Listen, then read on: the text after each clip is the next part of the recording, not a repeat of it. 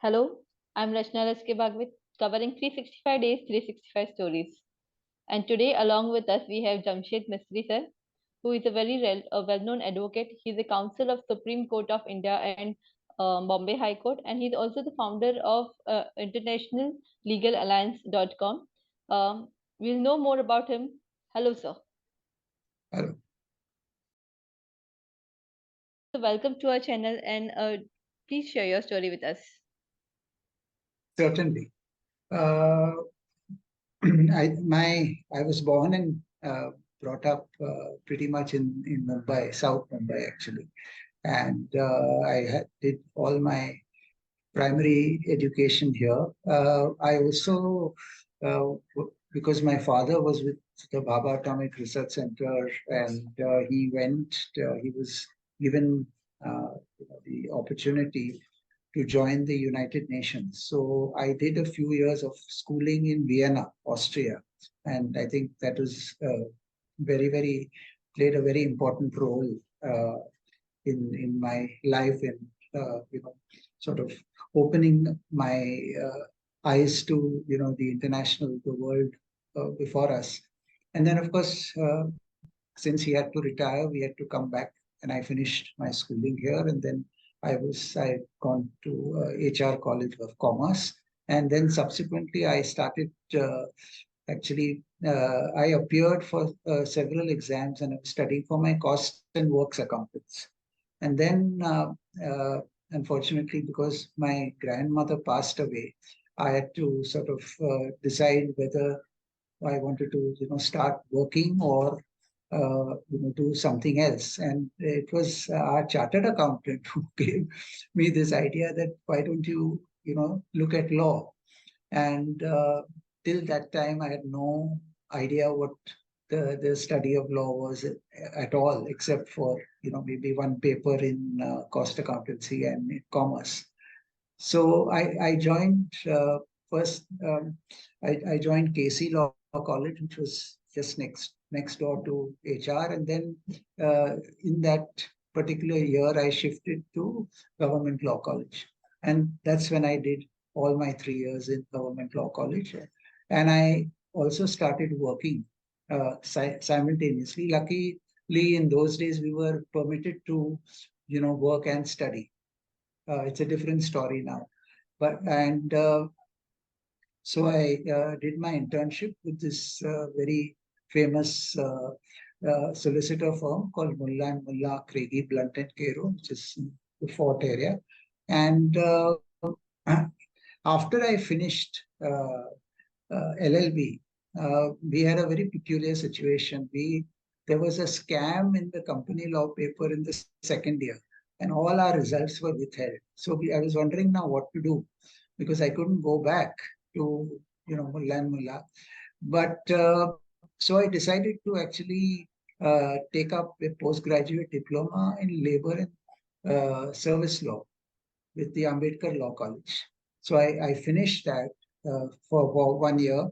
And then I worked with this other company called Crawford Billy for 1 year. And then I joined my senior. He's a labor specialist, Mr. Sudhir Kalsania. And I joined his chamber, and that's how I started my career in law. So you were skilled at various litigations like international law, media and entertainment, and other fields. So tell us about Yes. that. Sure. So what was very interesting is, once I started counsel practice, or rather, in fact, a little with media and entertainment law, it started after my commerce days. And my college friend, he was a choreographer, and he was the one who actually asked me to help him, uh, you know, play the music for fashion shows and things like that. So we did all that in fun. We also in those days started an inter-college fashion competition called Catwalk, which became very, very famous. All those who are very big stars today actually pass through that competition. It was amazing how, and we used to do that just for fun. Then, as I went on, I also did, you'll be, quite surprised. I did backstage for famous fashion designer Hemant Trivedi. And I always joke with him. I said, I must have been the only lawyer who actually did full backstage for you. We traveled a lot in those days. I, helped this other sort of school friend of mine. We did amazing. They had concerts. They had, with classical stars like Bismillah Khan, Birju Maharaj, Zakir Hussain, and we'd gone all around the country traveling with them. So I did all that while studying actually for my cost accountancy. And then what I realized was, even while I was studying for law, I found a lot of people coming to me and asking me for legal advice. So I actually had to tell some of them that, listen, I'm still studying law and I'm not a lawyer. But, it's very interesting. And in those days, but I was familiar with a lot of the issues of contract law, etc. And you must remember in those days, media and entertainment law was never taught as a subject. I also used to go and collect the contracts from all these foreign artists that we used to come. I used to go backstage and ask for the contracts, and you'll be surprised in those days they used to happily give it without a problem. So that's how it really started. My traced with media and entertainment law. Then once I qualified and I started practicing, uh, some of you will again you all will be surprised. A lot of artists and actors used to actually come home to seek advice, which I in today's day and age is something quite uh, amazing when you think back about it. And then that's how I started giving advice, especially on the media and entertainment law front. As my counsel practice sort of grew and became uh, sort of bigger, two things were of great importance. I started doing a lot of public interest litigation work, and that is something that one can certainly speak about a little later. And in 2010, I had the opportunity to actually visit Canada in December, and because of Mr. Shamak Dawar, who's a client and a friend, and that again, opened an amazing vista for me. They invited me to become a member of the bar. I thought that you know email that they sent. I thought it was spam. I couldn't believe that such a thing can even happen. But then I spoke to them, and then we had a very good arrangement. I continue to be a member of the Canadian Bar as an associate member from India, and that allowed me to actually go there. I was able to sort of appear in cases in Canada when Times of India had their film awards there in 2013. I was their lawyer in Canada, and we had so many different uh, aspects. Uh, so that actually opened my eyes, and that's how we had the formation of the International Legal Alliance. That is, something that is very, very unique. What we realized is uh, there is a barrier of geography for lawyers. If you're practicing in India, then you can only practice up to the borders of India. Uh, and of course, now things are slowly changing. So I said, let us get our colleagues together. So I purchased the domain name. We got our friends, together. We had met in Goa in 2016. The former Union Law Minister, Mr. Ramakant Kalab, was there at that meeting. And we said that let's try and launch this, network, which will be very beneficial to lawyers, and of course thereafter to other clients as well. And that's how we started this. And I was very clear. I said it has to be practical and economical, and that's why we went for the virtual route. we had no idea that something called the pandemic is coming, a few years down the line. And in fact, we were very, very well prepared because we did most of our work virtually even before the pandemic. And that's why, yeah, during the pandemic, our network has now, grown from, initially we had about 10 or 15 of us. Today we have people pretty much across the world. We've covered around 150 countries, and we have, several hundred lawyers who are associated with us. So you had mentioned about public interest litigation. So how important it is for any person to know about it, and how a person can use it. Certainly. So, you see, public interest litigation started, at least as far as India is concerned, in the 70s.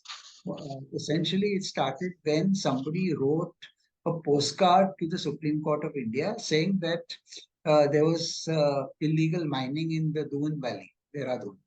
And that's how it started. And that postcard got converted by the Supreme Court into what was called a suo motu petition, which means the court took it up on its own and then started issuing guidelines.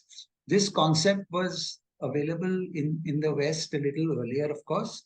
And so even, you know, uh, essentially what happens is under our constitution, you can approach the High Court and the Supreme Court under a writ jurisdiction. That is under Article 226, 227, and 32 as far as Supreme Court is concerned.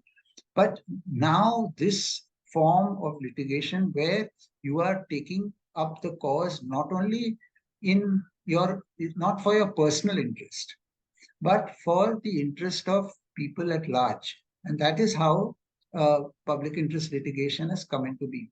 Of course, thereafter, my first sort of tryst with public interest litigation was in 1998, where we actually appeared for the BEST as respondents, where the whole issue was conversion of the buses and taxis from diesel to CNG, etc. It was very interesting. Now, what is interesting about public interest litigation? There is no boundaries of the law. You can, I mean, your physics, chemistry, biology, everything in that matter sort of, came into play, and it was sort of what is CNG, how is it, when is it available, etc., and how it was being sort of thrown out from refineries as a waste product, and they actually utilize that as fuel and clean fuel. So we assisted the BST in ensuring that all their buses complied with that. And now today, of course, we have the electric buses as well. So I mean, we probably saved the BST, millions and millions of rupees. Right? And the important thing is clean air. That was the important aspect. Thereafter, I started getting brief from in several, for example, people following off from on suburban railway tracks. A doctor, orthopedic surgeon, he filed a public interest litigation saying that, medical emergency treatment was not being done. And we appeared for him. This petition, and thereafter another petition by an activist called Samir Zaveri in 2008. This took 18 years for us to actually convince the court and the railways that they really need to get something done. Now, of course, things have changed. There are medical emergency facilities. There are sort of clinics on major railway stations, and so many other aspects. I remember even traveling with the engine driver on a suburban train just to understand what is his psychology when he runs, he uses, and and in an emergency situation, what he can do. So that was very interesting. Thereafter, of course, persons with disability. You see, what happens in under Indian law was the Act of 95 only gave 7 disabilities, mainly physical disability. There were so many others like learning disabilities, cleft lip, other things were not included. So we had a lot of litigation where, state plan, both for Maharashtra, the Bombay High Court did not even have a ramp. So person with disability could not even enter the courtroom. Slowly, we were able to change the mindset of people and get things done. The, my, currently, of course, I'm been appointed as amicus, which means to assist the court in there's a pathetic condition of roads, so it's called the potholes case. Of course, currently a contempt petition is pending, so uh, that is where it is at. So to answer your question, yes, it is extremely important. This is one route that is available to the Indian citizenry. You can go right up to the Supreme Court. You can change the law. You can do so many things, utilizing public interest litigation.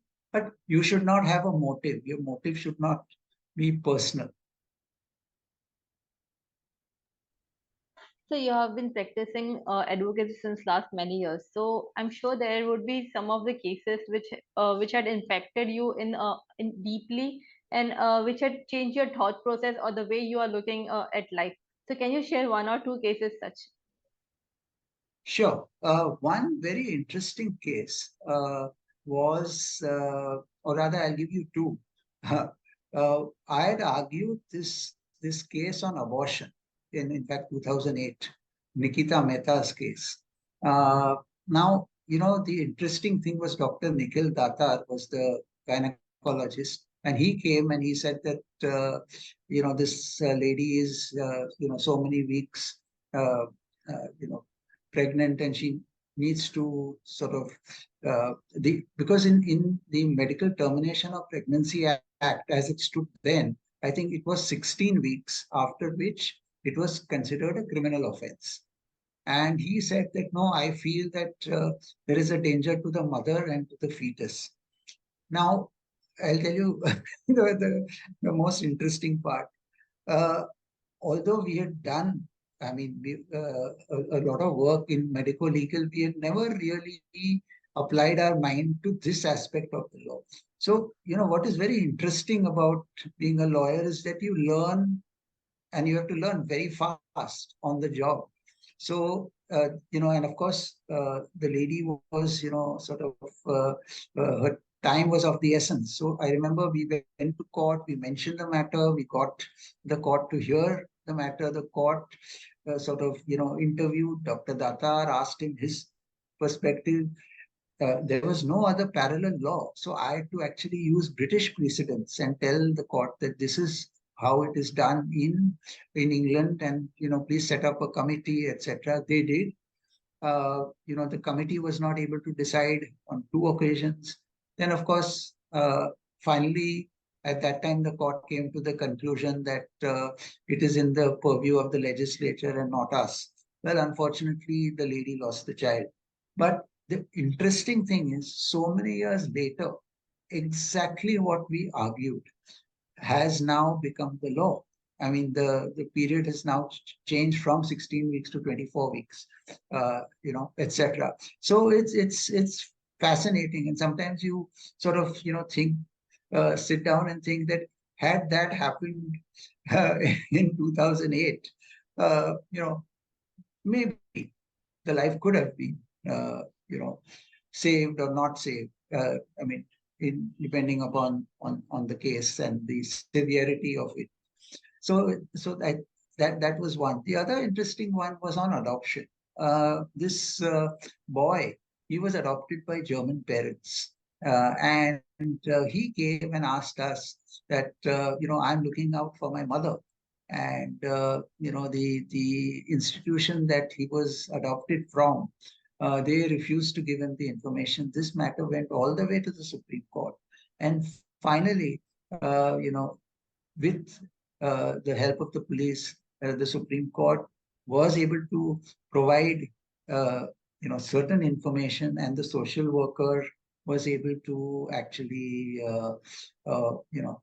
find the mother, and that the boy actually met his mother, and that was quite a heartwarming sight. So these are just two examples that I have. Of course, the fact that even getting the ramp done for the Bombay High Court for persons with disabilities, that was also quite a tough task to get it done. And at that time, the then Chief Justice, Justice Bhandari, who's now with the International Court of Justice, and Justice Chandrachud, who's now Chief Justice of India, they both came out for the first time and spoke to television on the litigant side. So I thought that was, quite a good achievement. So I'm sure all these years you must have listened many stories and witnessed many cases. So what do you think has changed in doing the practice of advocacy over the past few decades? Sure. I think, right from, as I told you, right from the beginning, uh, I think the study of law has changed in the sense that the way today, students are joining. Of course, now we have the 3-year and the 5-year LLB, and it sort of students are not able to. I thought we had an advantage that time because we had morning college, and then thereafter we worked. So we were sort of plunged straight into and learned about the practice of law almost immediately. These days, I believe that's not really possible. So that's one. The second aspect, of course, is in those days, especially on the litigation front. I mean, you were sent with a clerk, and uh, sort of he taught you how to remove office objections. He taught you everything. So he taught you how to photocopy or Xerox, as we call it. So that was, you had to dirty your hands to learn the law.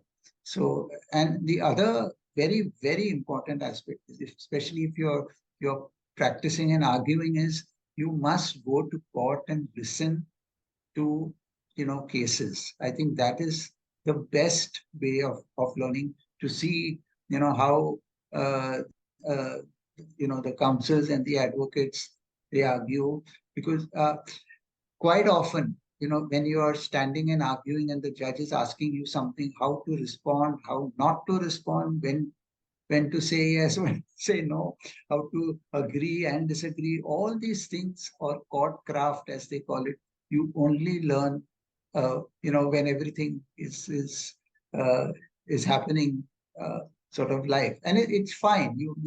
It's okay. You do make mistakes. I mean, all human beings make mistakes, so that part is fine. The other, of course, thanks to the pandemic, the big change that happened is that law practice now has become hybrid. That is, you can appear virtually. We supported the petition that was filed by senior advocate Indira Jaising to start live streaming of court proceedings. We had appeared to say that what you say in court is not recorded, so hence you should have transcripts of the law cases. And that also, happy to say that the Supreme Court has actually approved, and you will soon see that being sort of applied. I believe the government has already sanctioned the funds through their committee to get it done. And I think that will make law practice very sort of transparent. The interesting bit is, one of our colleagues from our network, he is, of course, a barrister practicing in Pakistan. After he saw what we have achieved over here, he has taken the material, and then the result has been, of course, that Supreme Court of Pakistan has also started showing their cases live. At least the constitutional benches have started. So it's very interesting. You know, uh, the world has become very small. We are able to now get in touch with colleagues across the world, very quickly.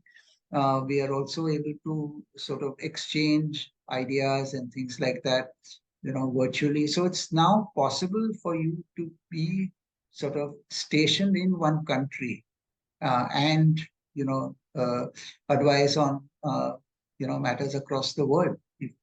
So that's actually been the biggest change. Otherwise, technically, you had to, in before the pandemic, travel to all these countries, and which meant, again, a lot of cost, lot of you know I mean, if you're not used to a lot of international travel, then it can have an effect on your health as well. So, I think all these things have changed, and it's become very interesting. That's all I can say. So working in Supreme Court of India and at Bombay High Court. So how this career has changed you and how it has molded you as a person? So I think, uh, talking about me personally, I think uh, I have sort of since I have been doing substantial amount of work on the on the non-litigation side, the pro bono side, and that I think you can really, through law, give a lot back to society. I think it's absolutely possible. You can, I mean, whether working with NGOs or you know, uh, I wouldn't say necessarily sort of legal aid, but I think through the cases that you do and the advice that you can give, I mean, you can, you know, it's amazing. You can sort of help people. You can change people's lives. You can, uh, uh, importantly, we used to have this topic or this subject called ethics in in on the third year, and the first question was usually asked that law is a noble profession. Explain. So I think we should stick to those principles. It is, I mean, undoubtedly, like other professions, it is a noble profession, and we must, keep that uppermost in mind. Money is not everything, and it has sort of, and one should also sort of give back to the profession. That is another very important aspect, where once you've reached a certain stature as a lawyer, you must sort of give your knowledge back to junior colleagues and law students. So that is also very important. You must constantly be in touch with, because law is constantly changing, and you should be in touch with what is happening. So my last question would be, what advice would you like to give to the people and also to the students who are looking forward for in this career? So, I mean, the great thing about law is that, and now, of course, they are encouraging. So, at the Supreme Court and the High Court level, uh, English is the language that is used. This is set constitutionally, so that is what it will be. But I think in the lower courts, you can sort of use the vernacular in depending upon where you are.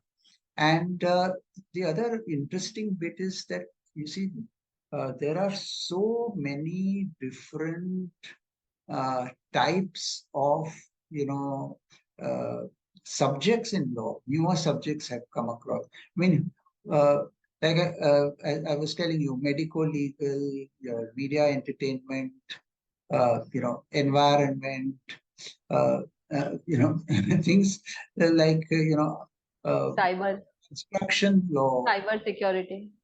Absolutely, cybersecurity. So it sort of moves with the times. So and laws are always sort of evolving, and that's the great thing. So the parliament and legislature and legislative assemblies go ahead and frame new laws. So it's wonderful. So it's not stagnant. It's not something that what you studied in the 70s remains what it is today. So it's fascinating. And also the interesting bit is your the Supreme Court and High Courts. As sort of different judges come, their opinions differ, so you get different judgments. So it's a great thing. So yes, and the other interesting thing is that it is not sort of litigation practice only. Please remember, you can also practice sort of in chambers. You can become an advocate on record. A lot, almost 50% of lawyers join corporate companies. Law is useful, in a cooperative housing society. Everywhere you require the law. So, so it will always remain. And from what one sees, with juniors and others, because this is now becoming more and more popular.